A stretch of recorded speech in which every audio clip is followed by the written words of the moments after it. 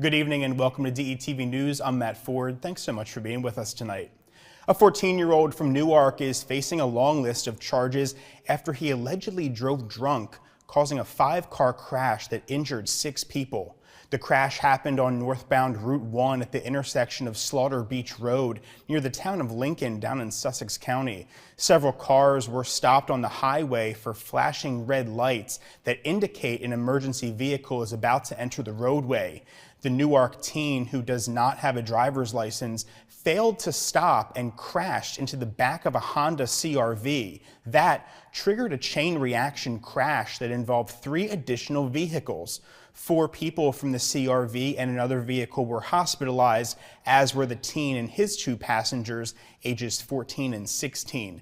Police said the teen smelled of alcohol, and troopers found beer bottles near the pickup truck that he was driving. Parking in any city is not exactly the definition of fun, but for many, parking in downtown Wilmington can be frustrating and, well, downright confusing. A new video series focusing on trying to answer questions about parking rules here in Wilmington launched on social media just last week, and it's getting quite a reaction from both residents and visitors, racking up in over 4,000 views just in its first week. Take a look. We're across the street from the community service building, and we're just trying to find out what the best way is to park around here and for how long. Okay, so we're gonna walk you through the setup here outside of the basically, I guess we're at the back of the Hotel DuPont. So what we have here is a yellow curb, which traditionally means that you don't park there.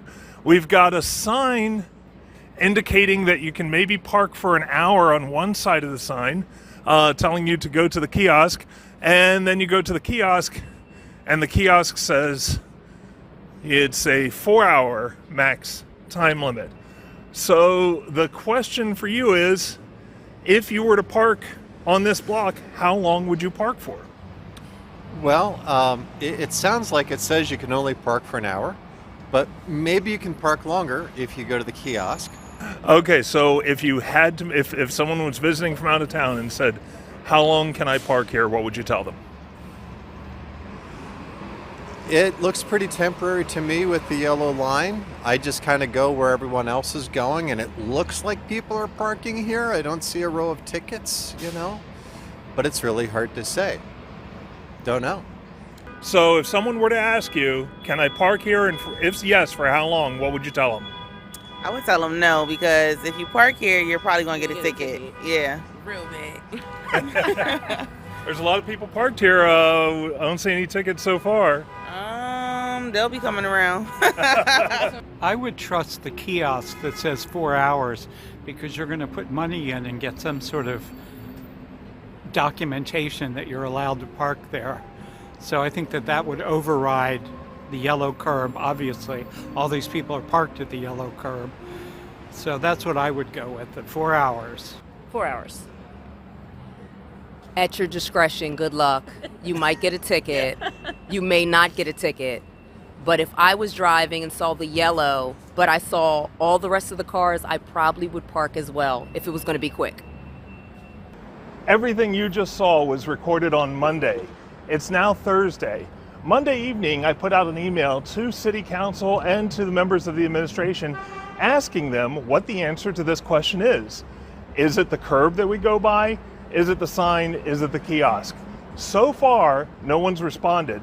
So let's call the city's 311 number and see if they have an answer for us. So we're calling 311. Thank you for calling the City of Wilmington 311 Customer Service Center. Your call may be monitored for quality assurance and training purposes.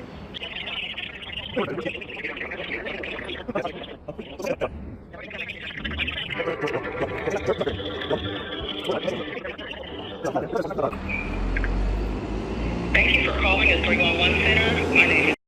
Can I please have your first and last name, please? Sure. Hi, this is Ken Grant calling. Thank you, and how can I assist you today? So I wanted to check. I'm standing out here on 10th Street between Market and Orange, where I'm just trying to figure out the parking situation here. There's a yellow curb that normally means no parking. There's a sign that says 1 hour parking and a kiosk that says there's a 4-hour max limit. So how long should I be able to park here? Okay, give me one moment here. Okay. One moment.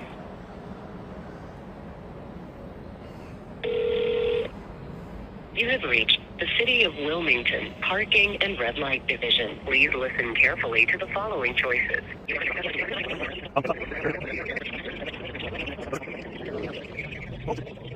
Please hold while we connect you to a customer service representative. Okay, we're going back to a customer service. With you shortly.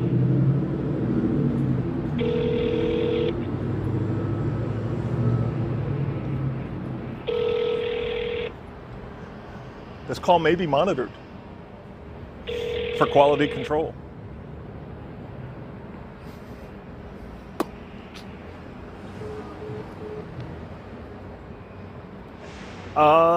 And they hung up. Ken Grant says this video series is designed to help educate the public and engage the city in a conversation about the need for a comprehensive review of the system. As of this broadcast, Ken tells DETV he has yet to receive a response from the city. Tune in tomorrow night for the next installment of the series, where Ken focuses on the unique parking restrictions on the Wilmington riverfront. In other news, Middletown residents are now out of the dark after being without power Monday. The outage affected all Middletown Electric customers. According to the town, Delaware Power had extensive damage to one of their electric lines and needed to make emergency repairs for the safety of its residents and the electric supply. Delaware Department of Transportation said they had generators set up at major intersections to keep traffic signals operating. DelDOT said a vehicle struck a guide wire for a pole that damaged a transmission hub. Restaurants, stores, and other businesses around town were forced to close during the outage. In other news, food insecurity is hitting the nation hard, and the first state is sadly no exception. That's why the Food Bank of Delaware is holding a mass drive-through distribution in Newcastle County this Friday. The event will be held at Deltec's Stanton campus beginning at 10 a.m. The food bank tells us they can serve only households who are present at the distribution. We're also told that you must bring proof that you are a Delaware resident to participate. Participants are asked to bring your ticket either printed or digitally on your phone. You're also asked to please wear a mask when the volunteer approaches your vehicle for check-in. Attendees are encouraged to pre-register at the website seen on your screen below. Do you have any expired prescription drugs lying around the house? Well, the Wilmington Police Department will participate in National Prescription Drug Take-Back Day happening this Saturday. Police will collect any unneeded and expired medications in front of Frawley Stadium from 10 a.m. to 2 p.m.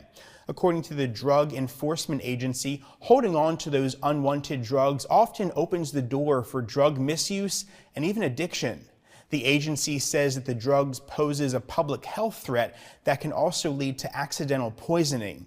Now, if you can't make it this weekend, no worries. Wilmington Police will have a permanent collection bin located in the lobby of its headquarters, located at 300 North Walnut Street. And Mayor Mike Przicki is encouraging eligible city residents and families to sign up for the Affordable Connectivity Program. It's a long-term federal program to help lower-income families pay just $30 for monthly high-speed internet service. Local and state officials have begun promoting a new effort to close what's being called the digital divide in the city as part of a statewide initiative. The program also offers a one-time $100 discount toward a connected laptop, desktop computer, or tablet through a participating service provider. Now, listed on your screen is a schedule for the remaining sign-up sessions for the month of April. Prior to attending a sign-up session, city residents and families are urged to visit getacp.org/Delaware to see if they qualify, what documents they'll need at the time of application, and to see a list of free home internet plans. Brides beware. David's Bridal has filed for bankruptcy protection. It's the second time for the chain in just the past 5 years. The announcement arrives just days after the company said it would eliminate more than 9,000 jobs across the United States. The company has about 300 stores across dozens of states, including right here in Delaware. David's Bridal is looking to sell the company, but its stores will remain open, and they say they're still fulfilling orders without delays. Its online platforms also remain available to help people with their wedding planning needs. The company last filed for bankruptcy protection in 2018, but reemerged a year later. And the Delaware HIV Consortium is hosting its 18th annual WOW Gala this Friday, April 21st. The WOW Award celebration is the signature fundraiser of the consortium. With a new theme each year, the WOW Award celebration recognizes leaders in the field of HIV and raises much-needed funds for Delawareans living with the disease. So the Delaware HIV Consortium is one of the oldest and largest AIDS service organizations operating here in the state of Delaware. Founded in 1991, so into our 32nd year now. And we provide an entire swath of HIV services for people living with or at risk for HIV. So, and really what we were founded to do was be that voice of the community. We were founded as an organization that was supposed to bring in the community together to say what they needed in their way of their HIV services for healthcare, for prevention services, and speak for that community. And fight to make sure that that happens. So we've been doing that now for 32 years, and since then we've nothing but grown. We have a housing program that serves 125 households each month. We provide case management for 400 individuals. We put out roughly a couple $100,000 in emergency financial assistance into the streets each year. So we're proud of the work that we do, and this is an epidemic that is silent, and it's silent for many reasons. There's discrimination involved in this, there's stigma involved in this, and the fact is, there's 3,900 people living with HIV here in Delaware, and that could be your friends, your brothers, your sisters, your congregation, right. And it's largely not spoken about, and it's a real shame because this epidemic isn't going away unless we speak to it. DETV is proud to be the media sponsor for this year's event, and our team is honored to serve as guest MCs. The program will include dinner, live music, an auction, raffles, and the organization's WOW Red Ribbon Awards ceremony. The dress for the event is cocktail attire, but don't be afraid to dress for this year's theme. There's no place like home. So think of The Wizard of Oz, The Wiz, or even Wicked the Musical. For more information and tickets, just head to DelawareHIV.org. Our team hopes to see you there. Wilmington is hosting its first ever James Beard Foundation Sunday Supper. The event is Sunday, April 23rd at the Chancery Market and starts at 5 p.m. The city of Wilmington is making history with this dinner, bringing together chefs and culinary enthusiasts for a night of delicious food and great company. The Chancery Market is Wilmington's new 12,000 square foot culinary collective featuring dining experiences from around the world.